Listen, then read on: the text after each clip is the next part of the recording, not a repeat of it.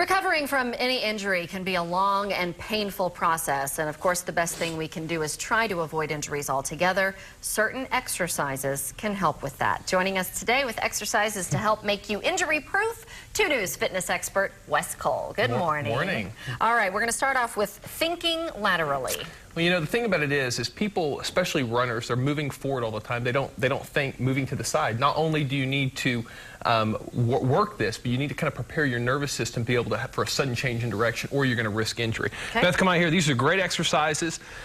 This right here, basically, we call it a curtsy lunge. Now, it's very important, especially for female athletes. It's important to make note that women are much more likely to get ACL tears, and I think a lot of it is because they're not moving laterally. We also do the ski. Go ahead and do the ski jump.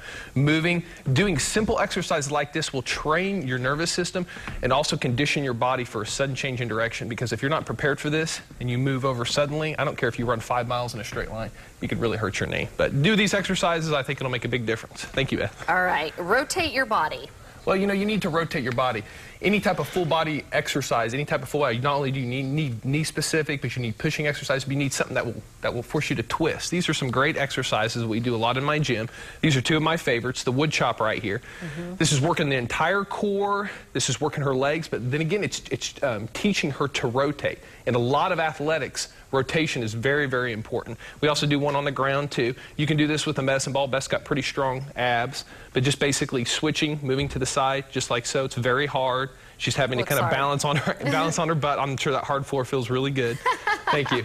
Thank you, Beth. It's a great exercise. Do those. I guarantee you'll feel a difference. All right, we're going to keep Beth working. Get on one leg. Well, you got to get on one leg. My first coach once told me when it comes to athletes, they spend most of their time on one leg. And if you think about it, if you're driving forward, you're balancing on one leg. These exercises right here, Beth, go ahead and just show them a speed step up.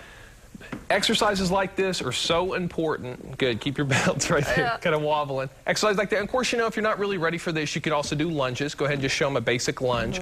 Doing lunges like this, I think, will be a lot more important. A lot of people do squats or they kind of get on the machines.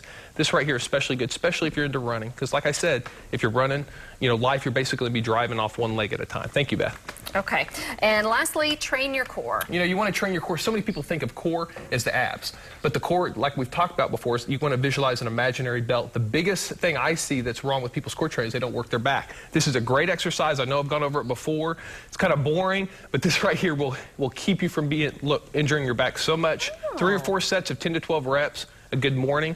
I guarantee not only will it work your core, but also work your low back. I guarantee it'll make a big difference. Thank you, Beth. All right. Good job, Beth. Lots of exercises this morning. All right, we have a question from a viewer named James. James writes, I'm on a low-carb diet, and I feel so weak when I work out. Is this normal? Well, absolutely. According to David Pearson from Ball State University, he's done an extensive amount of research on carbohydrates and athletes. And without a doubt, I tell people all the time, low-carbohydrate diets, they can work.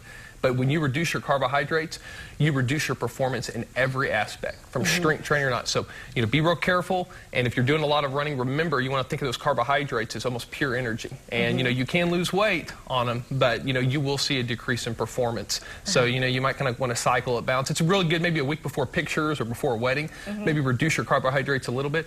But if you have a big run coming up or a big event, I would be passing the pasta up. I've heard that it can reduce your mental performance as well. Absolutely, every aspect. So you know, carbohydrates, they kind of get a bad rap, but when it comes to performance, they're very important. You need them. All right. If you have a question that you'd like to ask Wes, you can go to the weekend morning section of our website, kjrh.com. Click on the Habitual Health link. He also has a new book out. You can call Wes 749-0960 or visit his gym on 46th, just east of Sheridan.